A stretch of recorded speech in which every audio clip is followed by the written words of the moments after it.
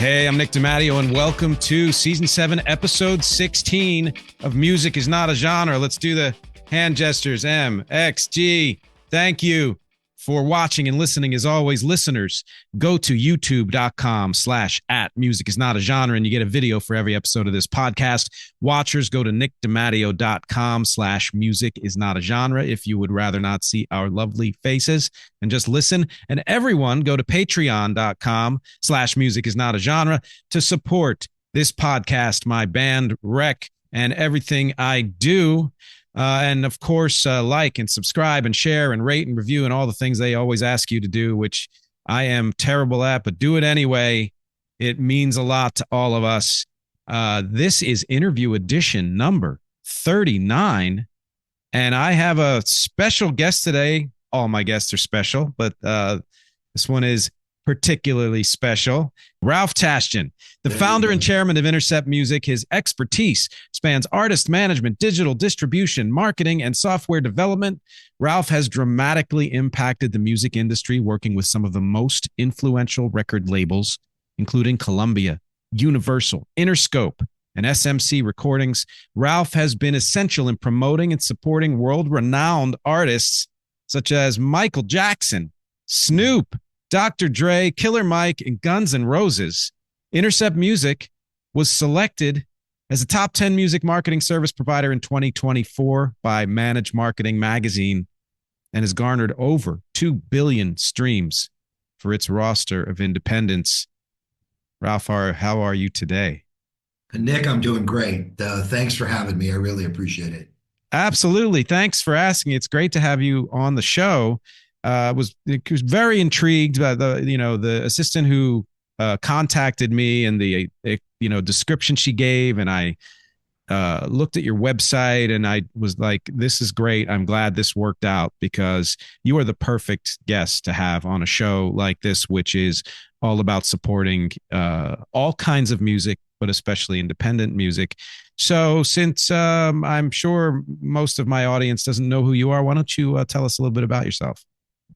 Yeah, well, I've been around for a minute or two here. I started out as a local promotion guy working for MCA Records back in the day, and I was very fortunate and was able to, they moved me around and I broke records left and right, from Phoebe Snow to Golden Earring, and crossover tracks like Benny and the Jets to Urban Radio, which was one of the first pop acts that ever crossed to urban. It was great. It was in New York when I got that to happen, and then I got picked up by 20th Century Records and had a great run with Barry White and the Love Unlimited, and had one of the greatest selling singles of all times, Kung Fu Fighting.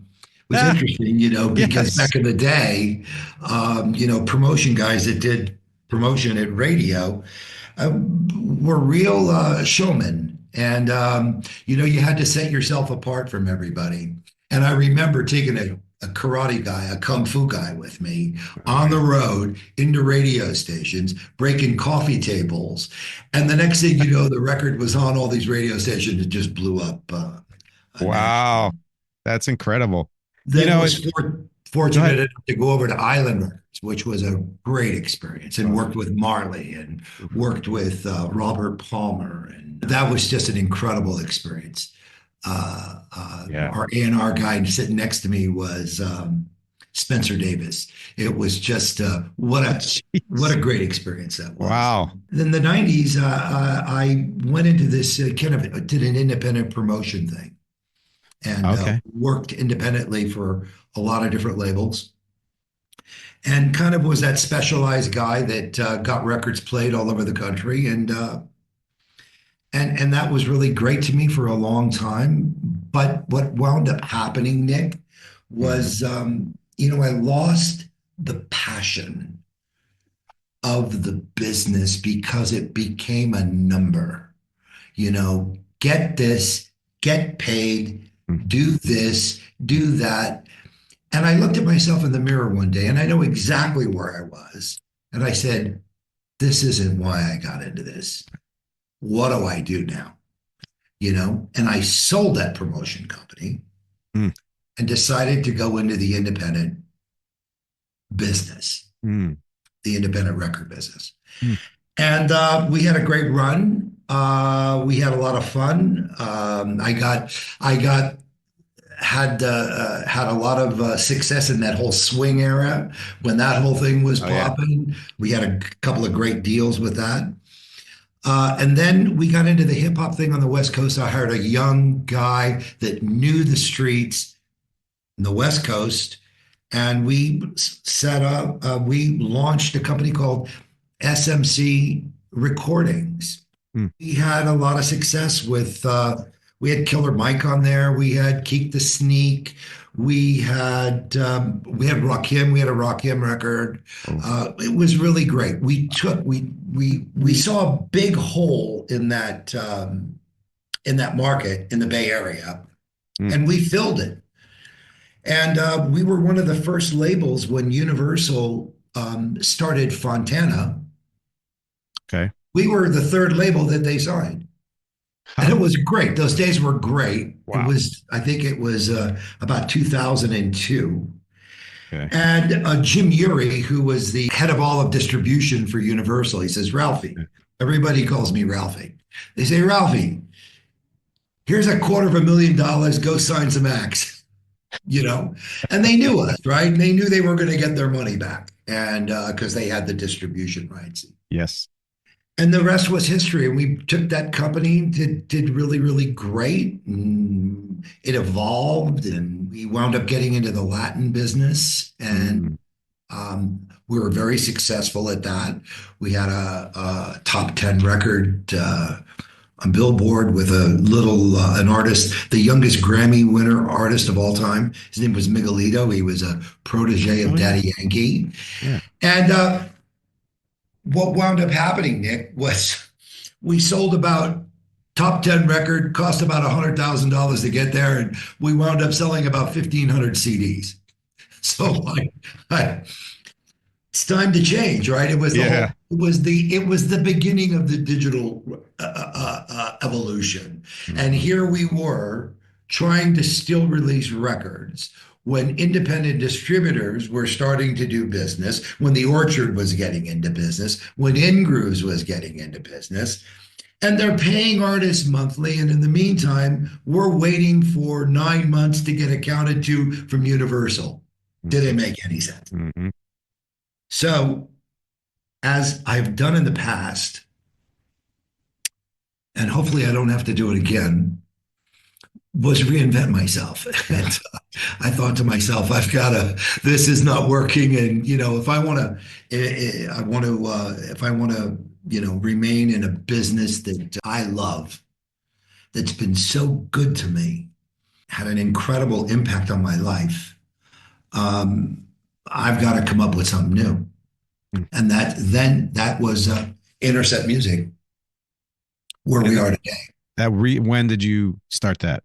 It's probably started about 8 years ago, Okay. but about 3 years of that 8 years ago was mistakes. Hmm. Sure. I had the wrong developers. I had the wrong, it was wrong. And you know what? When you don't know what you're doing, especially on the technology side of things, I Right. paid a heavy price for that. I paid a heavy price for that. But then I met my current partner. This is a great story. I got this guy, he called me up and he said, Hey, he said, Ralph, you've got this great company. There's this NFL, these managers, these attorneys and managers that manage all these NFL guys are doing some sort of a investment group thing at the Fontainebleau Hotel in Miami. Hmm. So they said, listen, we want you to come down and we want you to present your company and maybe you'll grab an investor from there. And so I go down there and do this presentation in front of all these NFL guys. It was great. And D Ford, which was, I can't remember, he was with Kansas City at the time. He was very close to investing in the company. But this broker guy that took me there, he goes, I got this guy and I know this guy you really need to talk to because he could really help you market your company.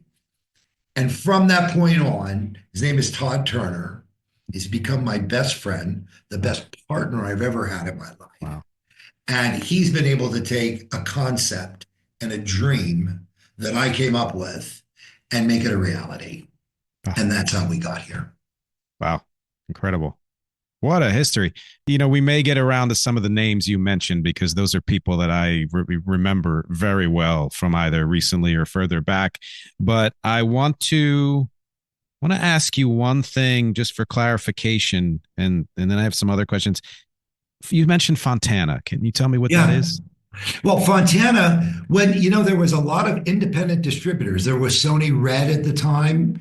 Oh yeah, There was ADA, sure. right, which is Yeah. Warner's version of independent, and Sony Red was Sony's version of independent distribution.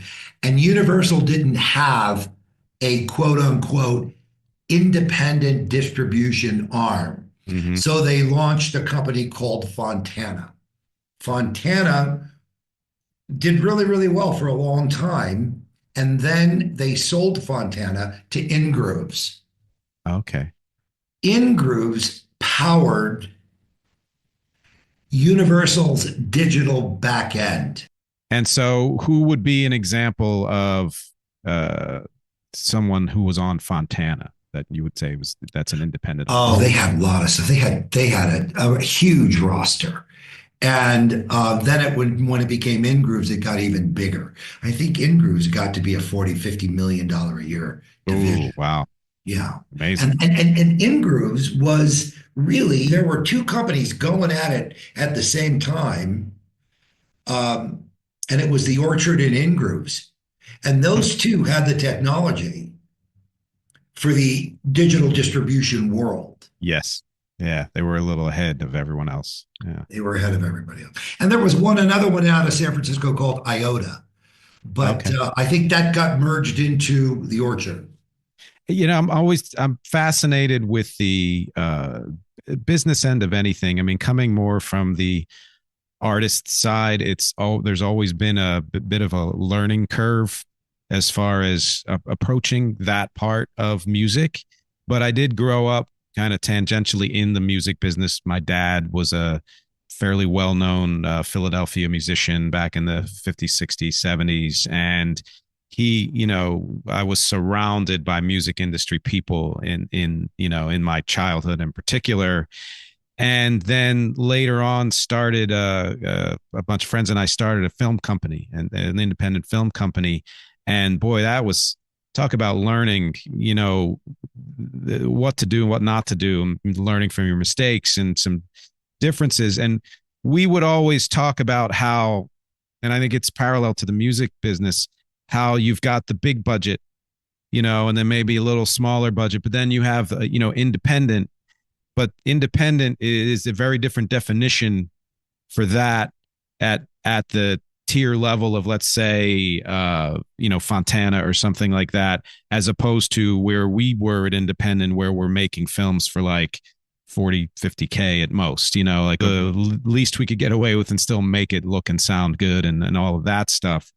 And then you have what you're talking about, which are basically sub companies within the larger label that is still considered independent music. And is that more just a class, like a genre classification, or was there some, or there is, I guess there is less money that they would give to that than they would to say a U2 or somebody? Yeah.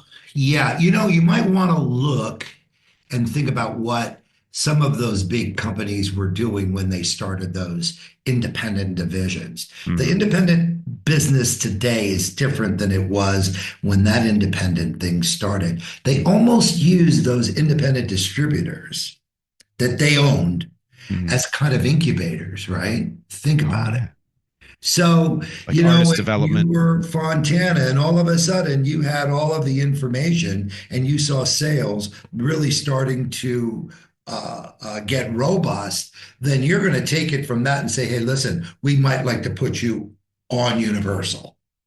Oh, got it. Yeah. So was it So somewhat of an artist development kind of thing yeah, then? kind of. Yeah. And then remember this, because, when you look at the music business, just like you look at any business, and how many $1 billion a year business is it today, right?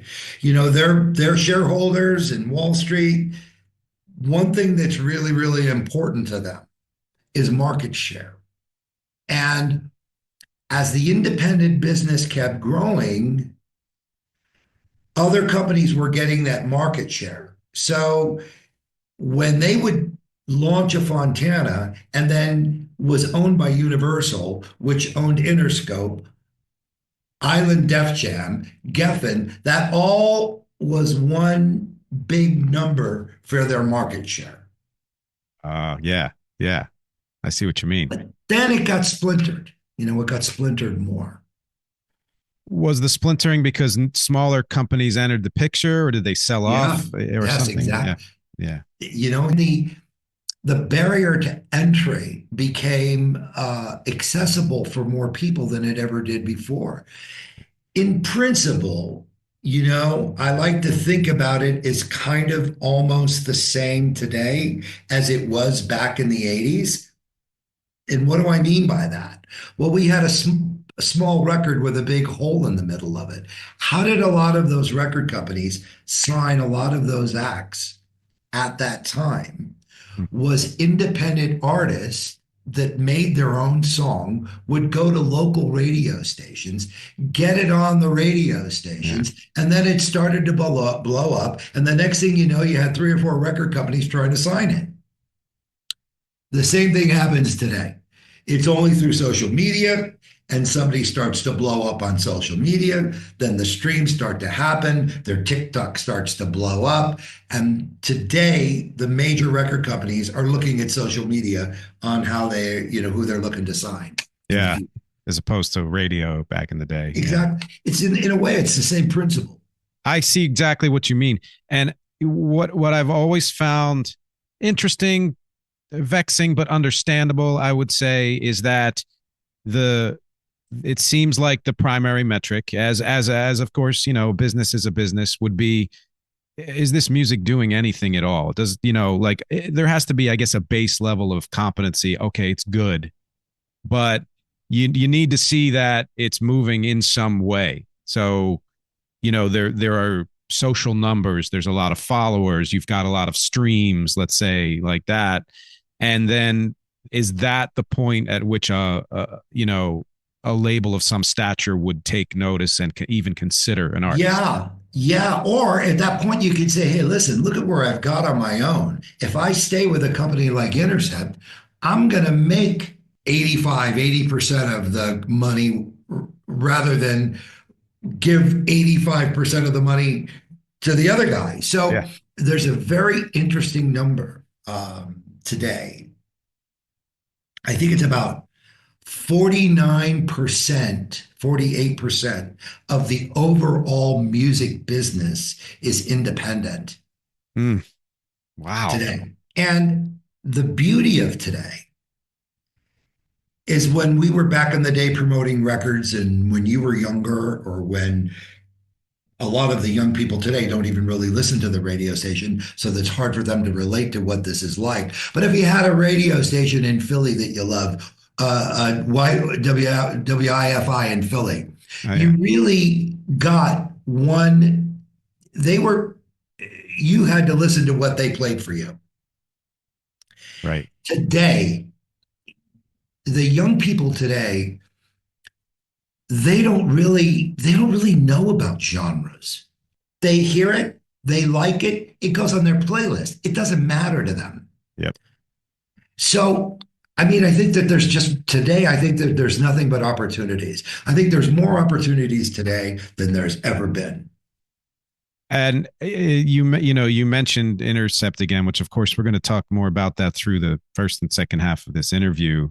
But you mentioned it in the context of percentage of profits, and that kind of led me to thinking, well, full disclosure, my band is soft launching an album. We put it on Bandcamp. We're getting ready to stream it, but we want to boost numbers, etc. So I am looking for labels and partners and people to help promotion and stuff like that. And what I'm learning through that process is you want somebody to understand what you're doing so that they can know how to market it. What is your brand? What are the people who are kind of your core audience, the people who aren't just going to say, oh, I kind of like that song, but who really fall in love with what you do. But B, there seems to be, and I feel like this might be true with Intercept, more of a dedicated focus to each artist because you're maybe working with a smaller roster. And as you mentioned, you made a shift in your career that had to do with your loss of passion, and you wanted to reclaim that passion. And I feel like a lot of your journey and the things you started and then leading to Intercept was about you kind of maintaining that connection to the passionate side of music and music creation. Absolutely correct. Yes. Intercept, this was the concept, okay? Because I came from the streets. I'm a street guy, uh, From where? San Francisco. Oh, cool. Yeah. All right. And when we started this company, and when I looked at it, I looked at what was out there and what was missing, right? If you want to open a shoe store and you want to open a shoe store in a mall, and there's 15 shoe stores already there, you might want to think about a dress store, right? So what did you need to do to separate yourself from your competitors and what was going on out there? So our competitors were TuneCore and CD Baby and Oh yeah. DistroKid and you know what? They're all great platforms. Mm-hmm. Every one of them are great platforms. But there were things that they were missing that were because we built Intercept for the artist and or the label that is a little bit more serious about their career. Mm-hmm. First of all, you kind of have to qualify to get into Intercept. You just can't sign up and then your record's going to come out. That's right. That doesn't work for us. We have to listen to it. We want to make sure that it's good, that it's not us to judge what's competitive or not competitive, because I can't tell you over the years how wrong I've been about a lot of records. But but if they sonically great, does it sound good? Does it have what genre does it fit in? So we kind of have that.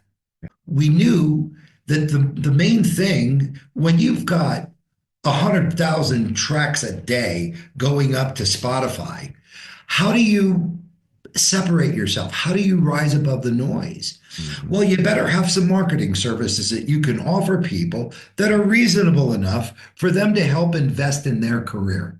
Yep. Right? Yep. So we put a suite of marketing services together. Then we looked at, and my partner, Todd Turner, is a genius when it comes to this stuff, technology. We looked at what's the biggest complaint that somebody has about our competitors. Hands down, it was two things, glaringly. It was transparency, and believe it or not, above that was customer service. Because it didn't exist. Intercept has positioned itself. If I had to say where we're in like a sweet spot, we like to say we're in a sweet spot, somewhere between just the pure distribution companies and a major. And then the last thing that just is we believe that we have the most user-friendly side of all as well. So incredible. It's a vision. It's a dream. And sometimes when you don't go in first, it's better because you could look at other things, right? Yes. So you could evaluate things. But we're really, really proud of it, Nick. Really proud of it. We've got, I don't know, hundreds and hundreds of artists and thousands of tracks and labels, and it's growing all the time. Yeah, it sounds like it. I mean, just the, credits that that I listed at the beginning, and the fact that, what was it again? You were top 10 music marketing service provider in 2024. Yeah, that's pretty exactly. Great. Yeah. I mean, we've got marketing services where we've got playlisting available. We can even go as far as get you in a billboard in Times Square if that's what you wanted. Wow. Yeah. So now, and so I think a great question there is, because I actually was it last week? Yeah, I just declined an offer from another company out of Sweden that they call themselves a hybrid model, which would be, as opposed to you have your companies that just you hire them and they do the the distribution, or maybe they just do marketing or they do branding or whatever it is, and you're paying them like you'd pay a subcontractor or whatever. And then you have the labels who, every deal is different, but it's essentially they do for you whatever, and then you're paying them out of the profits you make, or or whatever that is. And then they consider themselves a hybrid model, which is somewhat in between there, where there is some kind of upfront fee, and then for that fee they work with you on your career for X number of years. I guess I think Yeah, 10 that's years or not so. our model. We have no upfront fee. We like to consider ourselves very socially conscious.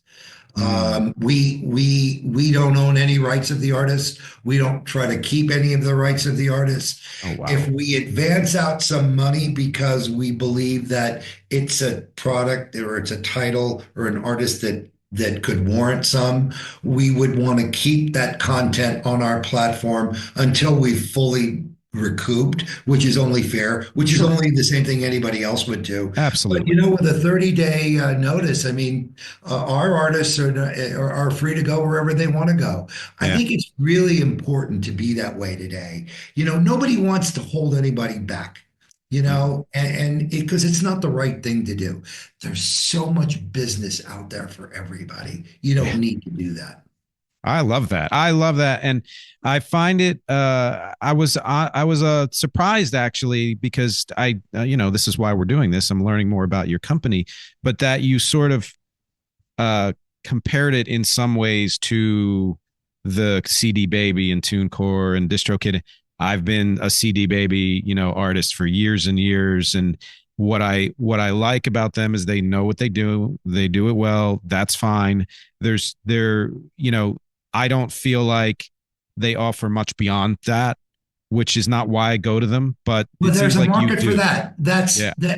And they have a great reputation. They really Yeah. do. And there is a market for that. And I think there's room for all of us, and in what it is that we do. That's Yeah. why we tried to separate ourselves a little bit.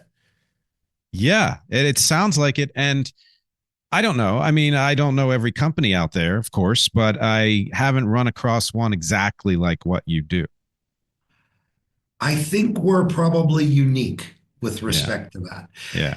We've even layered in things where we can go out and help you with sync licensing. There's just a number of different things on our menu that Yeah. we could Oh, make available to you. yeah. And Ooh, all of gee. these things are, here's a unique thing that we do that none of our competitors do. If you qualify with us, we'll Mm-hmm. create a store for you. And, really, when it comes down to it, when independent artists and it's really important. There's two things that generate more money sometimes than streaming, and that is merch sales and performing. Mm-hmm. And so we create a store for you. Yeah. I think the number is it's either 30 or 35% of the gross you take directly to you. Fair. Yep. You don't pay for it's a direct deal. We're directly connected to Shopify. Okay. Everything is print on demand. Nothing's and it's not exclusive. So you can sell merch at your show, have a QR code on the table, and if somebody leaves and doesn't buy a shirt, they could go online and get the shirt and have it shipped to 170 countries around the world. Wow. And we do that because it's such an important part. And the artists can use that for their social media. They can use their own t-shirts for giveaways, Mm-hmm. and they can sell their merch on social media. Right. Of And it's course. all fulfilled. It's Wow. a turnkey solution. So just Yeah. another thing that sets us apart. That turnkey is a great word for that. I want to explore a couple of the things you said on their own for the virtue of your company, but also in contrast to some other things I've come across. But we're going to take a little break here at the Right. midpoint. Thank you for Thank you. hanging with us, Ralph. This is I'm having a great time. We will be back in just a minute. Thank you so much. Hey, thanks for checking out this episode of Music is Not a Genre. If you'd like to learn more about this podcast, if you'd like to learn more about the music I do with my band Rec or any other projects or anything else about me, go to nickdematteo.com. That's Nick, DEMATTEO.com. And everything is there. There's even a link to a merch store where you can get t-shirts and mugs and hats and totes and notebooks and so many other things. I'm always adding new products there. Great way to support the podcast. And finally, go to patreon.com/music is not a genre if you'd really like to show your support. My fans and lovely family there get exclusives and other perks and early releases, and they get to suggest topics for future podcasts as well. Thanks for listening to the mid-roll. Now back to the show.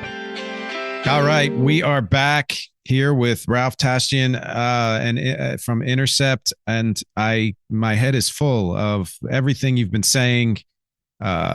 My God, there are so many notes I have down here that I probably won't get to, which is totally fine, because the first one I want to talk about is kind of going right back to where we left off, which has to do with what your company does.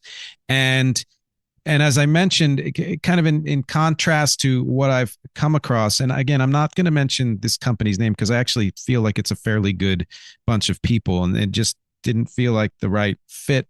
But they were taken aback by my mention of sync licensing in particular, which I think, depending on how long you've been around, what kind of artist you are, you know, that would seem to be something that I think any artist worth their salt would be interested in, because the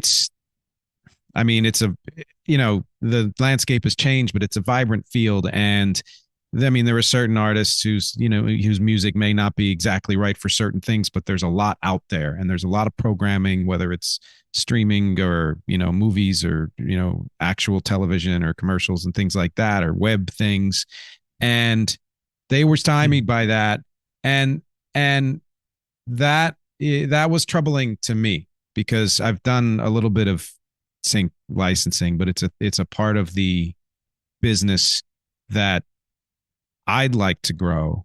And I wonder if for other artists out there, what you offer, what you do for that, any other thoughts on that? Why somebody wouldn't want to do that is puzzling to me. Because, it just could be found money. Sometimes it's not going to be, it could be a flat fee. It could be a $500 fee. It could be a flat fee for something, but it's better than nothing. And who knows what's going to pick that up? And I know of acts and groups that have made a living on just doing sync stuff. Mm-hmm. And once you get into a certain groove with it, and if there's a sound, it was actually a really, really cool band out of San Francisco. This guy's name is Happy Sanchez, and he had a band called Los Mocosos. And like boogers is what it means in Spanish. Yeah. And they were making thousands and thousands of dollars a year just doing sync licensing thing. Oh. Now they had this, it was kind of a unique sound because it was like a ska Latin sound. Try to figure that one out, right? Nice, but yeah. They were cool. They played with Santana, and they made a whole living out of sync licensing.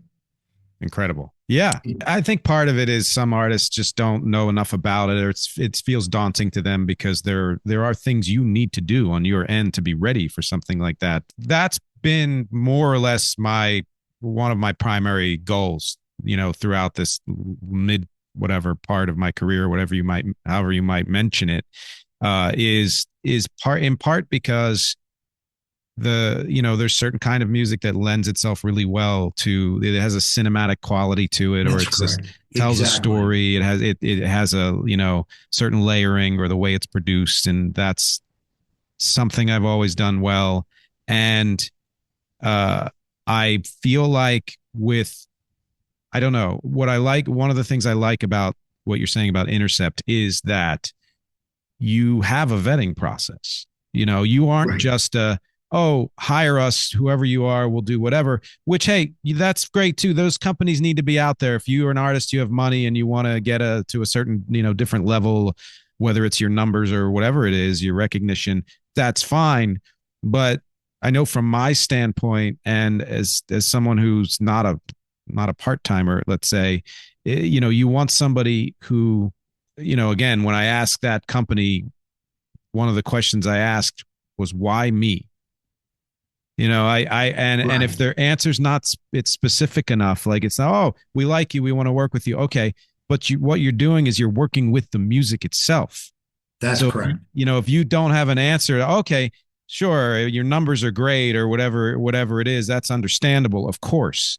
But then there has to, if you know anything about, well, you know more than I do. I don't know why I'm talking like the expert, but, as far as like marketing and making connections with an audience, if you don't understand the music and where it's coming from, how the hell do you know how to market it? Well, that's exactly it. I mean, Nick, that's exactly it. And you know what? You've got to, as an artist, you've got to be serious about your career. Okay.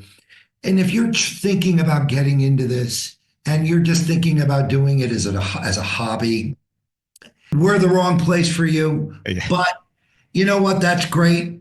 And that's something maybe you want to show the family. You got something on Spotify, Mm-hmm. whatever. Sure. But if you want to really win in this game, you have to eat it, breathe it, swallow it. It's got to be part of your passion, and you've got to have a drive and a faith and believe and never give up. Mm-mm. Just keep going. That's kind of what we try to position ourselves is to be that company, to have that artist that is a little bit more serious about their career. If you're not serious about your socials and you're not serious about building those socials and building your TikTok, I don't even know if we're the right place for you because that's how people are getting discovered today. It's Yeah. and that's how people are going to Spotify or to wherever they're going to or Mm-hmm. iTunes to stream your music. They hear you there, they go to there. Mm-hmm. It just all goes hand in glove. Yeah, and that's what I find kind of, I don't know the exact word for this, but there are always companies such as, I mean, Bandcamp's been around for a while, but there are others popping up that try to be an alternative. And that's great. I'm on Bandcamp and that's fine. But my argument there is that the way people listen to music, you're positioning yourself as a bit exclusive, and if you're unable to, or there's an extra step or three where you want to put this on a playlist, everybody goes to streaming, whether your streaming is Spotify or Apple or whatever it is. Everybody, yeah, yeah. Yeah, like you need to be a part of that. And there's a lot of talk. Of course, there's been a lot of talk, and the talk kind of ebbs and flows, but it always has to do with the fact that streaming is a blessing and a curse. And, it's easier than ever to get your music out to the world. I mean, there are, I'll look at my analytics now and I'll see, oh, geez, somebody in Shanghai listened to my song, whatever it is. Could I have done that in the 90s? No, No. but at the same time, what you're getting for that is a lot less than what you might have gotten if that had happened in the 90s, because there's the way the percentage share and all of that stuff is something that we're all trying to figure out and work with. And the thing that I think I'm more pragmatic about than some other artists is it's not going away. Try No. to find a way No. to make it better. Sure, change some rules and regulations, whatever. But to think that you can create some other thing that's going to take its place at this point is unrealistic. Totally. But there's a flip side to all of that, and you get your music out and you said like you got to stream in Shanghai or wherever.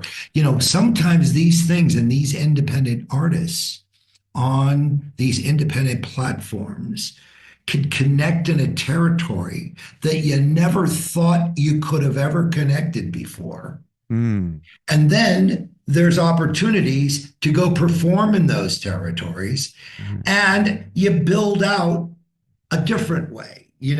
We're so used to building out from America out. Sometimes it could be built from outside in.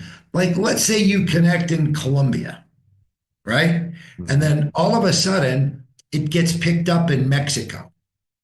Mexico determines what's happening in the Spanish speaking world with respect to uh, content, whether Hmm. it's music. I mean, you got Mexico, it's like getting New York, Chicago, Oh and yeah. LA Yeah, all in yeah. the same day. Then it comes back to America a different way.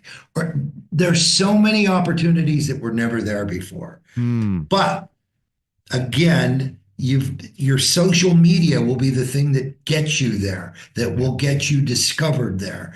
And I can't put an emphasis enough of an emphasis on how important social media is. Yeah. Yeah, and I'm glad you keep mentioning it because we can talk, all day and night about the artistic side of things. We can talk all day and night about other aspects of the business or what an artist might want to achieve, et cetera, et cetera. And I'm saying this as someone who knows the world pre, social and post social. That I'm part of a bunch of different kind of forums and groups where we talk about various aspects of the career and songwriting or production and things like that. And I find so much resistance to social, even among younger artists. And I'm like, this is the thing that you're missing. And I'm saying this because I have had that resistance. I've been Mhm. like, well, wait a second, my music's been out, it's great, I put new content out all the time. Shouldn't the metric be whether or not your stuff is good? There's a lot of good stuff out there, and the people who want to work with you need to know that there is some kind of viability to what you're doing, or like you said, the passion and drive that comes from not being a hobbyist, because some great hobbyists make great music, but you need to show, no, if somebody invests in me, I'm as serious about propelling this to the stratosphere or however high as they would be. And that shows because I'm paying attention to things like social media. Right, exactly. It's about a lot of hard work. It's about a lot of dedication. It's about being able to accept and take rejection and keep going forward. Never stop. Don't give up. Mm-hmm. And that's how this business works. And a little luck doesn't hurt. Yeah, boy, I'll tell you. There are two. It's funny because there are two different kind of sources that reminds me of, and one is, you may know this podcast, Smartless. Have you heard of that? I've heard of it. Yeah, so it's Jason Bateman and and two other guys. And Jason Bateman will always say that the arts world, success is not necessarily merit based. You can be the best at what you do, but if you Sure. don't have other aspects of your career together, That's right. and Very or true. and or an element of luck, then you might not hit it. There's another, like, one of the bands I'm in as a kind of a side project from Rec is a band that specializes in Beatles music, and it's not a tribute band, but we do our renditions of Beatles music. So knowing that much about that band and understanding that their trajectory had so much to do with meeting the right person or being in the right place, and those happenstance things that help them That's to right. move one step ahead, and that's not something you should, be ready for opportunity, and at any moment is in some ways the best you can do. Yes, absolutely. And you know what? It's like what we were talking about earlier with sync licensing. You don't know where something is going to break from. And the more lines you have in the water, the better the chances are of something connecting. And that's really what you're trying to do. Don't leave a stone unturned. I remembered that when I was promoting records. I remembered that when I was shopping records, when I was back in the day when I was trying to get record deals. I go, oh, wow, this record, this is perfect for Arista, right? And then the next thing you know, Atlantic wanted it. And Arista wasn't even interested. So it goes to show you what you don't know. And I would do the same thing with sometimes with records, and I go, oh my God, I don't hear this one. But you know what? They connect. And so it's you just don't know. Sometimes it's one of what you like and three of what you don't. And that's what makes the world go around. Wow, yeah. I love that. That's a good quote. Yeah, I was just talking what my wife and I did a podcast episode last week together on this show, and we were talking about how you need to leave yourself open for things you didn't plan for, didn't expect, those kind of left field connections that you might, like you said, you went to Arista, but Atlantic wanted it, and and you also had said, you have not always, as all of us, haven't been the best person to know which thing is going to be the thing that hits. And if you're Right. not open enough to be to being, able to say, "Oh, I was wrong about that," but this, like I'm working with somebody who we're trying to figure out what the single of the album is, or at least the one that's going to get people to come and listen to more of it, and social and all. And my answer to that is I don't care. Let the audience tell me what the song is that they think is the one that they love the most, that's going to get them to listen to more of the album or listen to even just that song. I might say, oh, I thought track 4 was going to be the single, but so what? The Right. market Right. has to What? tell you. So what? Yeah. Yeah. What would you rather do? Be happy or right? Oh, oh my God. That's amazing. That's, yes, exactly. At the What's funny is and sheer coincidence, we still have a few weeks to go, but right now the song that is rising to the top is a song about being so pumped that you're right and not realizing that it's not making you happy. Like, that's incredible. Wow. Like a little synergy there. But yeah, that's, Yeah. it's true. And I think that's a problem for a lot of people. And again, I call myself out for this, especially in past life, but artists who are so adamant that they know their music better than anyone else, so they're going to tell people what the great song is or how to listen to it or whatever it is. And you need a certain level of awareness that this is how my music comes across.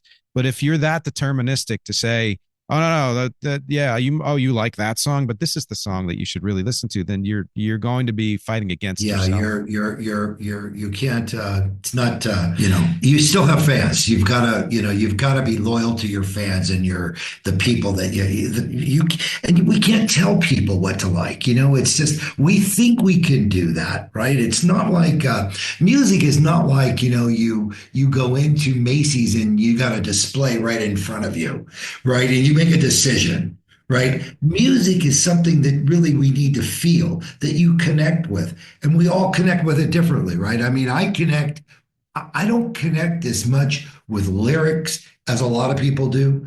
I connect with how music makes me feel. Mm-hmm. I love Latin music, and I don't understand a lot of the words, but the feeling that I get from the music Mm. just resonates with me. So, it's like almost like a spiritual thing, right? How does it hit you? And you've kind of put it out there, and then you gotta stand back and you've gotta look what's going on around you and look for the signs. Mm. Look for the right signs. Wow. Yeah, it's spiritual, it's emotional, it's all Sure, that. And absolutely. you mentioned before we got on air that Intercept has been exploring more of the Latin market lately. Oh yeah, we have offices here in Latin America, and we've got some incredible Latin artists. There's one thing I forgot to tell you and mention to you about Intercept that Yeah. we're doing that none of our competitors are doing also. We're in the process now of incorporating AI. And what we're doing, not for your music, but Okay. for your marketing. Okay. So we're programming AI to be able to write posts for you on your socials. And it writes the posts, but you edit them, right? You don't know, it'll give you a bunch of ideas. And then we also have something on our platform that none of our competitors have. And that is a calendar where you could schedule all of your posts for the next month, Mm. and they go out automatically on all of the platforms, on Ugh. TikTok, Instagram, Twitter, and so on and so forth, X. And it's all done for you. And we incorporate AI into that to help you write those posts. We also incorporate AI to help you write a bio and or a press release, all Hmm. based on how we've programmed it. Oh, So um, we're trying to stay ahead of of where this business is going, yeah. and AI is here, and it was interesting. It's here to stay. Yep. And I watched yesterday some young AI exec, and this is kind of off subject on the news. And he was saying that AI is like the space race of the 60s. Oh, wow. And when I thought about it, I went, wow, he might be right. So we're doing our best to utilize it for what makes sense for artists Yep. and to help them to be more creative on their posts and their messaging to their fans. Mm. I find that to be one of the most useful uses of AI. For this podcast, I worked with somebody who would had an AI program that they're beta testing that would clip about a minute of relevant content from the podcast and put captioning up, create the entire text for the post and the hashtags and all of that stuff. And it boosted my YouTube numbers immediately. And I say this because a lot of people are like, "Oh, AI, it's doing this, it's doing that." And I understand I do a lot of voiceovers, and there are voice actors who are like, some of our business is being taken away, blah blah blah. But there are, just like any tool, just like any tech, there are good and bad uses of everything. And to Yeah, me, yeah. this is one of the best uses because, first of all, artists don't really mostly know how to market themselves. And if you had an AI that's able to help you write a bio, help you write content for posts, oh my God. Exactly. And what we trained it to do is to take the words in your song and maybe incorporate some of those words into your posts. Wow. Great. But this is the future. So That's great. these are the things, the store, the AI, these are things that we think really set us apart from any of our competitors. I mean, it does. I don't know. It doesn't sound like you're missing anything. Like every element of Intercept is covering all of the bases that you would need to cover. That's correct. Yeah, That's correct. that's pretty great. Yeah. We're very fortunate. We're very Yeah. blessed. Now, so going back to way the beginning here, because I would love to know this. I know a lot of passionate artists of all kinds. You mentioned the word passion, and it's clear that based on your career and everything you've done, you have a tremendous amount of passion for music. I do. Why? Why do I you? do. Is it some way you grew up, or why is that? It's interesting. It's funny. I think about that. I came from an Armenian immigrant family, and they were all musicians or school teachers or music teachers. Oh, Maybe that has something to oh, do with it. I don't know. I had aunts that were violin teachers, and my father played trumpet, and it was like maybe it's that ethnic thing. I don't know, Nick. yeah, right. I'm not sure, Yeah, but I certainly don't lack passion. no. So a family like me, like you grew up in a family that you were surrounded by music in one way or another, and that's Absolutely, every day, yeah. every day.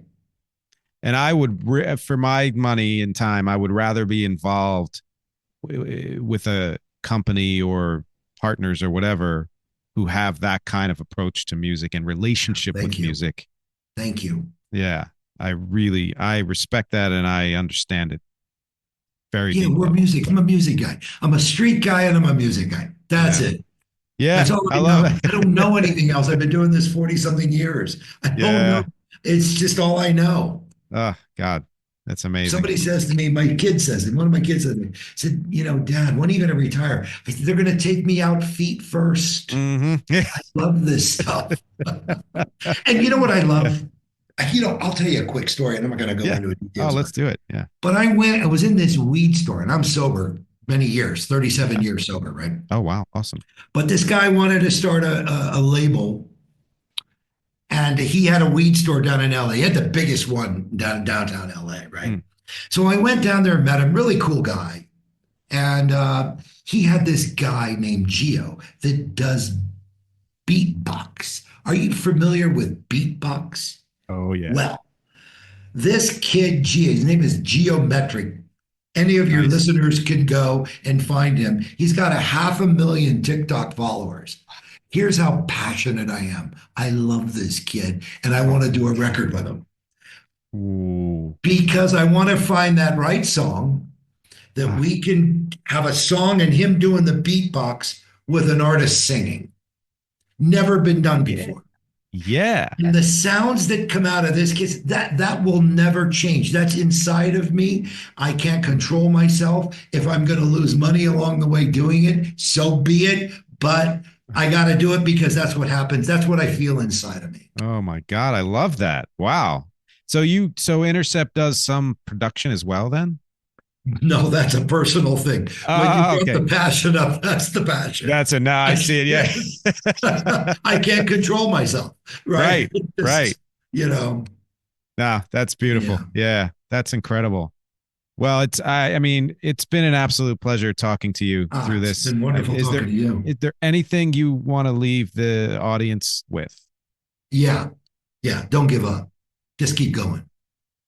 One friend of mine, he owned a big one stop in San Francisco. Your audience wouldn't know what a one stop was, but a one stop was where record stores went to go buy their records back in the day. Philly had a bunch of big one stops. Uh-huh. And he said to me, he said, "Hey, Ralphie, stay in the ring as long as there's anything." That's what I'll Uh, leave you with. Hell yeah. I couldn't agree Hell more. yeah. Couldn't agree more. Ralph, thank you so much for being with Thank you, me. my friend. Yeah, God absolutely. bless. Thank you. You too. Thank You you for too. the time. Absolutely. It's been an Don't absolute lose the pleasure. passion. No, never. Tried to lose it, came back and found me. So, uh, and thank you to everybody else out there for watching and listening. As always, my objectives here are music, conversation, and connection. I will talk to you next week. Thank you.